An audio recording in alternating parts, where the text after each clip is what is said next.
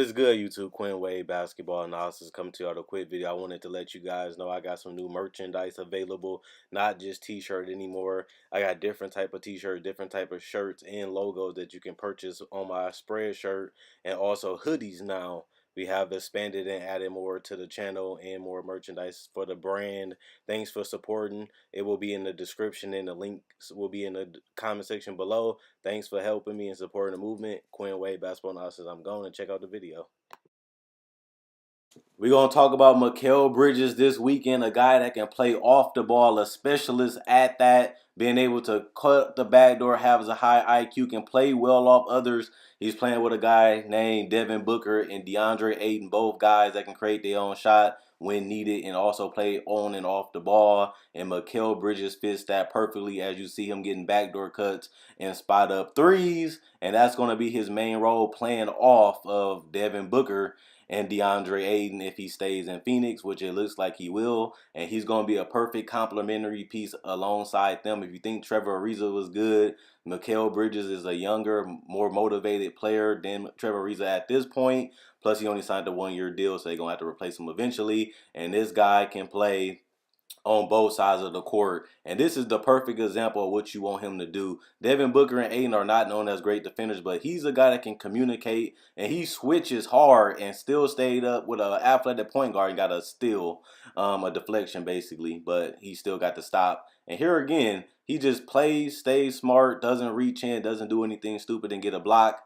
And then again, this is IQ, reading the situation, try to force him into a charge and gets the block anyway without even fouling his opponent. I'm going to be honest. Now I'm going to tell you guys my final thoughts. I'm always completely honest with you guys, and I'm always completely real. I was at NBA Summer League, so I was able to see Mikal Bridges play in Summer League, including with DeAndre Ayton, who had a dominant, pretty well Summer League, and I already did an NBA breakdown on DeAndre Ayton, so you can check that out. In this playlist, you can just click it. And with that being said, Mikal Bridges is a reason why there's not a lot of footage. I know people gonna not like it for that, but Mikal Bridges at this point of his career, the guy hasn't been able to do or show much on this team, including in Summer League. His defense speaks for itself, and that's what's going to give him the heart and the bulk of his minutes, is because he plays relentless and he's always into the game and always thinking 2 steps ahead as a defender. And you're not going to really find those type of qualities in a young player, especially a player, even though he did go to college for a while, you're not going to really find those type of qualities in a player that really take pride and really tries to play hard on each and every play on the defensive end, whether it's even just switching, whether it's just deflecting, or whether it's just playing in the passing lanes, or just playing man-to-man defense and keeping your man in front of you. Not only that, his help defense isn't bad either. The only thing is that he plays with poor defenders, so it might look worse because he's helping them out more or less than leaving his teammate open. And those are sacrifices you're going to have to make if you're on the basketball court and your perimeter players like their point guard and Devin Booker, and obviously he'd be the small forward, and your power forward don't play defense either. And DeAndre, like I said, he's not a great defender right at this point. None of them are. But Mikal Bridges, he's going to help them a lot because of his communication, because he wants to make an impact on the defensive end. That's his best asset. That's why I didn't really show that much footage, because as of right now, it's really not much you can really cover on Mikal Bridges, because he doesn't really get that much minutes. Even in Summer League, he wasn't really getting that many touches. He wasn't getting that many shots up, so we really couldn't see his whole complete game. And we will only see that after Trevor Ariza leaves, and that's only if he stays with Phoenix, because they can always trade him and stuff. But other than that, Mikal Bridges is not really needed because of Trevor Ariza and the other forwards that they have.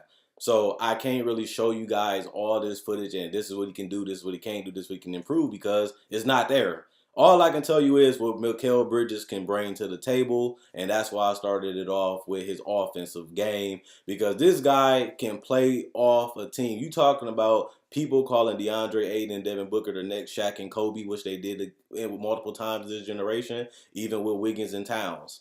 But that's the perfect complementary player. A guy that can play 1, 2, 3, or 4, switch everything, communicate and make their job a lot easier, and he can help them know plays, which gives them an advantage but that he still can't teach these guys how to play defense. He can't make these guys play defense. It's an effort. That's what Mikal Bridges has. He does the things that helps you win games. He's a champion in NCAA for a reason. And that's one of the biggest reasons why I like him. He's a winner. Even if he didn't win a college championship, I would say that because his number is not going to be called to take over a game. Mikal Bridges is not going to be a guy that you can count for 30 points every single game. He's not a guy that can create and get you 10 assists a game. Now, can he develop into that? I still feel like it depends on how the situation opens up in Phoenix. Right now, they're loaded with forwards, and that hurts him. And that's why I said in this part that he really can't show his game because he has to play underneath so many players, and he's gonna have to eat up minutes and really go out there and show why he deserves to be on the court. And by then, the season might be over, or he might be in year 2. So this rookie breakdown is just showing appreciation for his game, showing that you can make it to the NBA without being a superstar. People always said that, hey, if you drafting in that top 10, you want to get a potential superstar or a project that can develop into one. I do feel like one of the flaws I should say about Mikal Bridges is that he doesn't have that alpha male in him. He doesn't want to take over. He doesn't look to handle and try to create all these shots and create offense. Well, when you're starting at this point and you have 2 players you already have as a cornerstone, you want players that can fit in with them. You want players that can do the things that they don't. And you want players that can really play well with them. And I feel like Mikal Bridges, with how this roster is built, he's going to stretch out that position and give you 3-point shooting.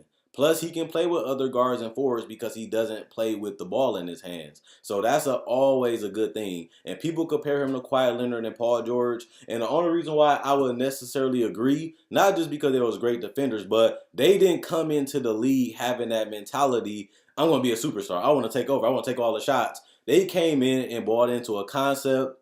They bought into a scheme, and they bought into just playing together and knowing your role. And sometimes that can help you, but sometimes it can cripple you. And the only reason why I say that is because you might always feel like the coach dictates of how your role is going to be, and you might always be a just spot up 3-point shooter, or you can be a guy that continues to work on his game, prove it in practice, prove it in the games, and then the coach starts trusting you more. You start getting more touches, and you start getting more chances. And I feel like that's something that Jimmy Butler, that's something that Kawhi Leonard and Paul George did. They went out there and played team first basketball, did the things that the little dirty work things, getting the rebounds, getting out in transition, getting layups and dunks, hitting the spot up threes, and coming off some screens and hitting some mid-range jumpers. Now, Mikal Bridges can do all those things, and they never was known as a playmaker. Kawhi Leonard was not known as a playmaker when he first came out. Neither was Jimmy Butler, and neither was Paul George. And they have all became great playmakers and decision makers, especially in the pick and roll, which they do have a big man in DeAndre Ayton also that can hit the elbow jumper and dive to the rim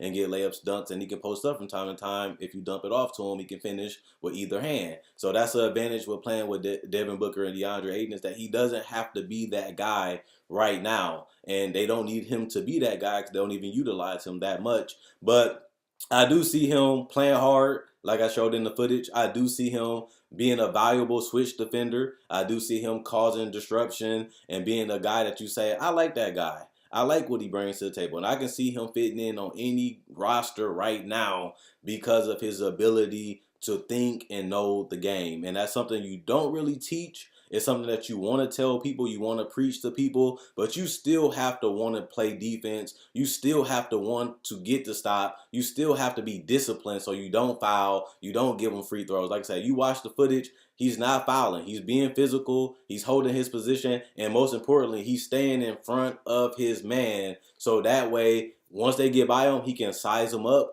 to contest or block the shot or even get a steal. They went up, went around him, try to get a layup, he stripped them. That's a block shot, and that's a deflection. It can lead to transition. That's another thing. He can get steals and get layups and dunks because he can get the steal. He can create blocks for the team when he get more minutes, and that can turn into transition baskets as well if you have a great outlet pass, and you can get up and down the court. And those are things that Devin Booker might not do, things that Ayton might not do, but those things that you can have a guy like Miles Bridges do, and you don't have to ask him to do it because that's his natural game. So I don't know how well and good he's going to be, but I like the guy. He was a number 10 pick for a reason. The Phoenix Suns traded for him for a reason because they didn't draft him, but they traded for him for a reason. The guy is a winner. He knows how to play. He does what the team needs him to do. And I think that if he continues this mindset defensively and offensively, knowing where to be at on the court, knowing when to move up, knowing when to shoot the three, knowing when to move around so that way they don't stay stagnant on you or you just watching the ball. He does all those small little things, all the small little details, and that's why I had to showcase it.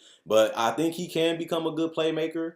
I think that if they want to put the ball in his hands, it'd be more difficult because if you get another point guard, the ball mostly going to be in Booker's and in the point guard hands. And if not, it's going to be in Aiden's hands in the post when he ever wants to do small post-ups on a mismatch or a switch and try to take advantage of the small defenders. Then like I said, I don't know if he can really maximize his role on his son's team, but he can do the intangible things. He can do the dirty things, and he can do the things that nobody wants to do, like hustle, fight, and really try to make a push defensively to help them win and close out games. And that's things that Trevor Ariza has been known for doing. And that's a thing that Trevor Ariza can show and help, accelerate and tell him the NBA level. Like I said, Mikal Bridges played in summer league. He played in college. He's just now playing in the NBA games, and he's not getting the minutes. So the best thing you can do is show him in practice, pick his brain as Mikal Bridges, and try to learn as much as you can from a guy that played again with John Wall and Bradley Beal, even playing with Paul Gasol and Kobe Bryant. But he was able to find a niche, find the lane, and contribute to them winning championships. And that's something that I can definitely see Mikal Bridges definitely doing. And hopefully he can become a better, well-rounded player down the line for this Phoenix Suns team, be more reliable, eventually get his own shot. He got a little fadeaway, he got a little pull-up jumper, but that's something that he has to show the coach in practice, and that's something that they have to trust him doing before they start giving him the ball and they start allowing him to create his own shot and plays for his teammates. Until then, all we can do is say Mikal Bridges is a great player, he's a great teammate, but if he really wants to continue to evolve, playing off the ball is a good way to help your teammates, and that's a good way to build up trust because once they see that you're reliable, once they see that they can trust you, that builds relationship with your teammates, and they start trusting you and relying on you a lot more. And that helps your relationship with them, and that helps your relationship for the coach. And once it's time for you to take that advantage and really try to push it, Mikal Bridges got to continue to work on his game, continue to add. Right now, he's not a great passer. He's not a great ball handler, but I don't see that he can't be it. It's not like he's terrible. It ain't like he shouldn't do it. He couldn't do it. It's just people are better at him at this stage, especially on the NBA level, at doing it. And once he bulk up, add the body, and add the muscle, he can be able to finish in the paint, and he'll be able to endure some contact and eventually get to that point where he can possibly be their third best player, giving you 16, 17, maybe even 20 points just because he can get hot certain games just for playing off the ball and just doing the little things of being open. And if he can take advantage of those things, he can definitely be a superstar player for this team, especially if Devin Booker and them trust him more and allow him to handle the ball. But at the same time, one thing I can say, I can see an Otto Porter. Otto Porter is a sniper from three the last couple seasons, and he's a guy that can also defend multiple positions, and he also can shoot the spot up three while also getting out in transition. But he doesn't have the motor enough defensively that Mikal Bridges have. Kawhi Leonard was a guy that couldn't shoot, but he came in, bought into a team concept, shot the spot up three, knocked down the jumpers and got out in transition, and consistently added and built his game up to the point where he was able to become an all-NBA first team over KD and a future superstar. Paul George started off as a defender, doing all the dirty things, rebounding, steals, getting the blocks, rotating, switching.